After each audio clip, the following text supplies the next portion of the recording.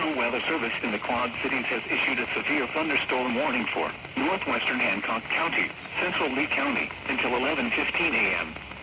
At 10:45 a.m., a severe thunderstorm was located over Montrose, or over Nauvoo, moving east at 50 miles an hour. Expected hazards include 60 miles an hour wind gusts.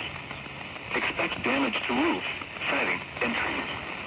Locations impacted include Fort Madison, Keokuk, Nauvoo, Dallas City, Montrose, Colusa, Adrian, New Boston, Nyota, Pontoosi, Charleston, Keokuk Airport, Nauvoo State Park, Summitsville, Noir, Ben Sims, Bluff Park, Chatfield Park, Garland, and Sandusky.